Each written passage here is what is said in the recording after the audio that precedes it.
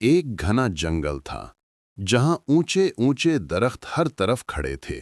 परिंदे मीठे सुर में चहचहाते थे और नदी के बहते पानी की आवाज माहौल में एक धुन सी बिखेर देती थी। इस जंगल का बादशाह एक शेर था जिसे सब जानवर जंगल का बादशाह कहते थे। एक दिन शेर ने फैसला किया कि आज वो खुद शिकार करने जाएगा। वो आहिस्ता आहिस्ता दरख्तों के बीच चलने लगा। सूरज की किरणें पत्तों के दरमियान से गुजरती हुई जमीन को चमका रही थीं। रास्ते में उसे एक रीछ मिला। रीछ ने कहा कि जनाबे वाला, आज मुझे भी अपने साथ ले चलें, शायद हमें कोई बड़ा शिकार मिल जाए। शेर मुस्कुराया और बोला, ठीक है, मगर पहला वार मेरा होगा। दोनों आगे बढ़े। कुछ दूर जाकर उन्हें एक भेड़िया दिखाई दिया जो दरख्त के पीछे छुपा हुआ था।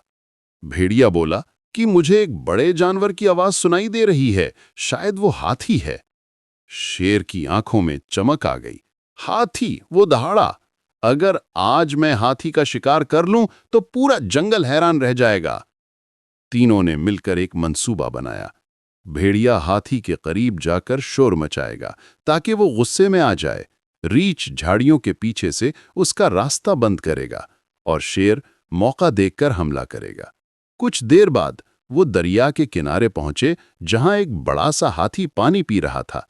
भेड़िया जोर से भौंका, हाथी गुस्से में आ गया और दौड़ने लगा। रीछ ने उसका रास्ता रोका और शेर एक जोरदार दहाड़ के साथ आगे लपका। लेकिन हाथी भी ताकतवर था। उसने अपनी सूंड घुमाई और शेर को जोर से जमीन पर दे मारा। रीछ और भेड़िया डर के मारे पीछे हट गए।